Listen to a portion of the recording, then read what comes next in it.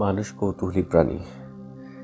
সে তার চারপাশের পরিবেশ সম্পর্কে কৌতূহলী হয়ে থাকে। সে জানতে চায় যে সে কোথা থেকে এলো, তার যে চারপাশের পরিবেশ, তার যে পৃথিবী, সেই পৃথিবী আসলে কোত্থেকে আসলো, কিভাবে আসলো। এই খুবই স্বাভাবিক এবং প্রাচীন প্রশ্নের উত্তর বহু মানুষ বহুভাবে বহু সময়ে দেওয়ার চেষ্টা করেছেন। এবং সেই প্রশ্নের উত্তরগুলোকে যদি আমরা দেখি, তাহলে আমরা মূলত দুই ভাগে উত্তরগুলোকে ভাগ করতে পারি। এক ভাগের উত্তরে আছে এই জগতের সকল কিছু বস্তু বা জড় থেকে উৎপন্ন হয়েছে, আর আরেক ভাগে আছে যে এই জগতের সকল কিছু মন বা আত্মা থেকে উৎপন্ন। তো এই মন বা আত্মা বা বস্তুর মধ্যে যে দ্বন্দ্ব, সেটা খুব সুপ্রাচীন কালের এবং সেই দ্বন্দ্ব এখনো পর্যন্ত চলছে। আজকে আমরা সেই দ্বন্দ্বেরই একটি অংশ, যে জড় থেকে জগতের সকল কিছু উৎপন্ন, সেটি সম্পর্কে আলোচনা করব। আর এই আলোচনা নিয়ে আমি মোহাম্মদ আশরাফুজ্জামান আছি আপনাদের সাথে। জড় থেকে এই জগতের সবকিছু উৎপন্ন, এই দার্শনিক যে চিন্তাধারা, সেটাকে আমরা বলছি জড়বাদ। জড়বাদী মতে এই জগতের একমাত্র আদি উপাদান হচ্ছে জড় বা বস্তু, এবং জড় ভিন্ন এই জগতে কোনো কিছুর অস্তিত্বই নাই। তো স্বাভাবিকভাবেই নদী, নালা, খাল, বিল, পাহাড়, সমুদ্র, চন্দ্র, সূর্য, এরকম নানা জড় পদার্থের উপস্থিতি দেখতে পাই, এবং সেখান থেকে আমরা ধারণা করতেই পারি জগতের সবকিছু জড় থেকে উৎপন্ন। কিন্তু এমন কিছু জিনিস আছে যেগুলো সম্পর্কে কিন্তু আমরা নিশ্চিত হতে পারিনি যে এগুলো আসলেই জড় থেকে উৎপন্ন কিনা। যেরকম আমরা বলতে পারি আমাদের মন বা আত্মা, চিন্তা, ভাবনা, চেতনা, এই জিনিসগুলো আসলে এরকমই যে এগুলো কোনো জড় বস্তু অথবা জড় থেকে উৎপন্ন, এটা কিন্তু আমাদের মনে হতে চায় না।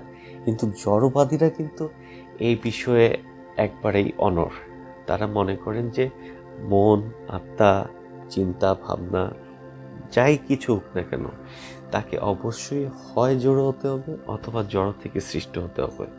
আর যদি এটি জড় বা জড় থেকে সৃষ্ট না হয়, তার মানে হচ্ছে এটি আসলে অস্তিত্বশীল নয়। তো জগতের আদি উপাদান বা সৃষ্টির উৎস সম্পর্কে এই যে মতবাদ, এটাকে আমরা বলছি জড়বাদ বা বস্তুবাদ। তো জড়বাদ বা বস্তুবাদ আমরা যত সহজে আসলে ব্যাখ্যা করলাম, এই জড় বা বস্তুকে ব্যাখ্যা করা কিন্তু তার চেয়ে অনেক বেশি কঠিন। কারণ এই জড় বা বস্তুর ধারণা কিন্তু আমরা অতীত ইতিহাসে দেখতে পাই যে এটি সময়ের সাথে সাথে পরিবর্তিত হয়েছে। আমরা যদি জড় বা বস্তুর সম্পর্কিত যে ধারণা বা জড়বাদী যে ধারণা, সেটির উৎস খুঁজতে চাই, তাহলে দেখতে পাই যে প্রাচীন ভারতে খ্রিস্টপূর্ব ৬ষ্ঠ শতকেই কিন্তু এই জড়বাদী ধারণা প্রচলিত ছিল চার্বাকদের মধ্যে। চার্বাকরা মনে করতেন যে এ জগতের সব কিছু মূলত 4টি উপাদান থেকে সৃষ্টি: ক্ষিতি, অপ, তেজ ও মরুত, যাকে অন্যভাবে বলা যায় যে মাটি, পানি, বায়ু এবং অগ্নি। তো চার্বাকরা মনে করতেন যে আমরা যা কিছু দেখছি সেগুলোই আসলে অস্তিত্বশীল, এবং তারা মন, আত্মা, ঈশ্বর, এরকম যা কিছু দেখা যায় না, অপ্রত্যক্ষযোগ্য, সেগুলোকে স্বীকার করতো না। এবং সেখান থেকে আমরা বলতে পারি যে জড় বলতে তারা প্রত্যক্ষযোগ্য সকল কিছুকেই বোঝাতো। চার্বাকদের সমসাময়িক সময়ে কিন্তু পাশ্চাত্য দর্শনেও, অর্থাৎ গ্রিক দর্শনেও এই জড়বাদী ধারণার উদ্রেক ঘটে। আমরা দেখতে পাই যে প্রথম পাশ্চাত্য দার্শনিক থেলিস জগতের ব্যাখ্যা দেওয়ার ক্ষেত্রে কিন্তু জড়বাদী মত প্রকাশ করেন। তিনি মনে করেন যে এই জগতে সকল কিছু পানি থেকে সৃষ্টি। শুধু থেলিসই নয়, চার্বাকদের মতো এই জগতের 4টি আদি উপাদান হিসেবে একই মত প্রদান করেন গ্রিক দার্শনিক এম্পিডোক্লিস। তিনি মনে করেন জগতের সকল কিছু এই 4টি উপাদান থেকে ভালোবাসা এবং ঘৃণার দ্বারা সৃষ্টি হয়েছে। পাশ্চাত্য দার্শনিকদের এই জড়বাদী মত আরেকটু উন্নত হয় পরমাণুবাদীদের দ্বারা।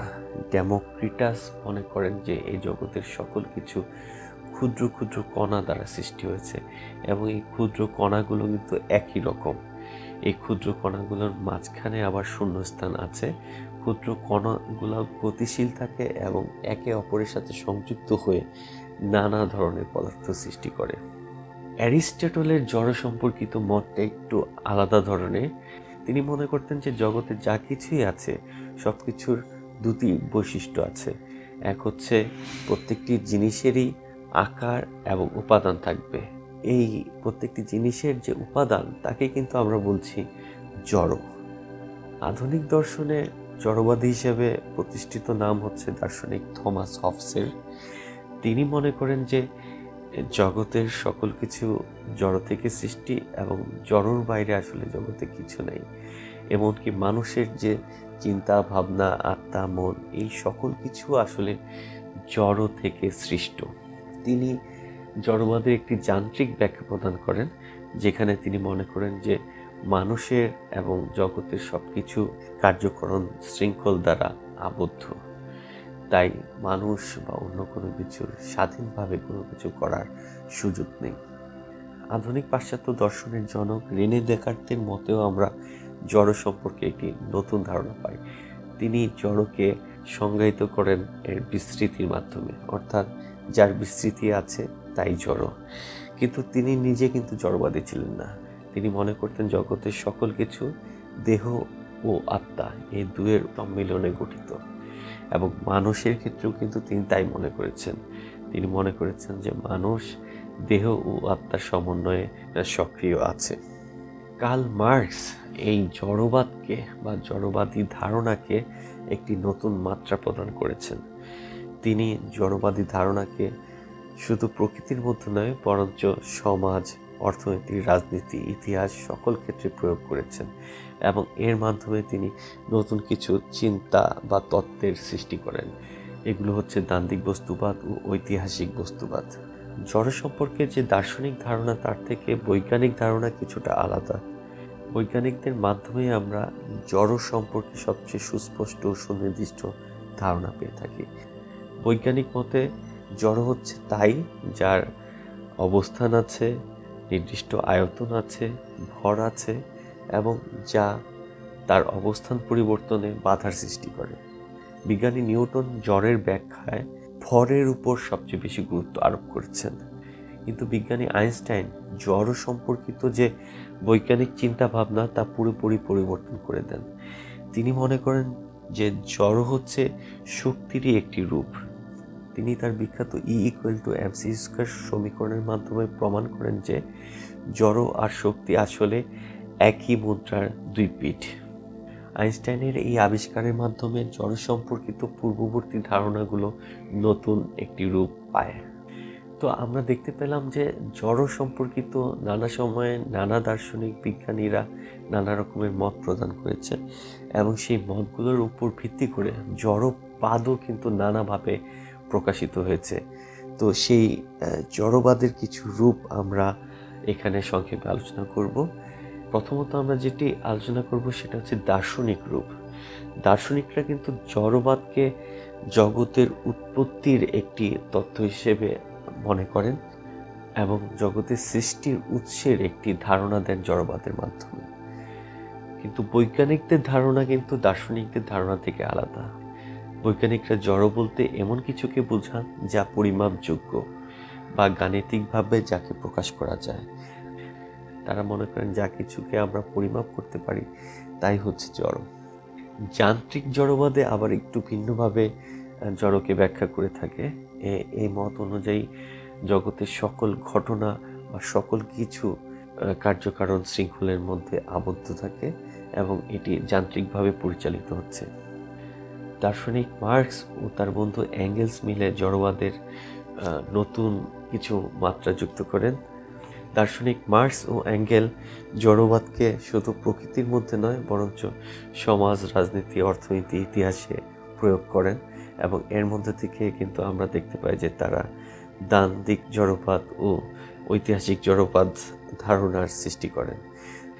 দ্বান্দ্বিক জড়বাদের ধারণাটি অবশ্য মার্কস হেগেলের দ্বান্দ্বিক মতবাদকে জড়ের উপর আরোপিত করেন এবং তিনি দেখাতে চেষ্টা করেন যে জড়সময়ের মধ্যে দ্বন্দ্ব বিদ্যমান এবং এই দ্বন্দ্বের ফলেই আমাদের এই জড় জগৎ গতিশীল আছে এবং সামনের দিকে এগিয়ে চলছে। আর ঐতিহাসিক জড়বাদ অনুযায়ী আমাদের সামাজিক বা রাজনৈতিক যে ইতিহাস তা আসলে একটি শ্রেণী সংঘাত বা শ্রেণীদ্বন্দ্বের ইতিহাস, এবং এই শ্রেণীদ্বন্দ্বের মাধ্যমেই আমাদের সমাজ অগ্রসর হচ্ছে।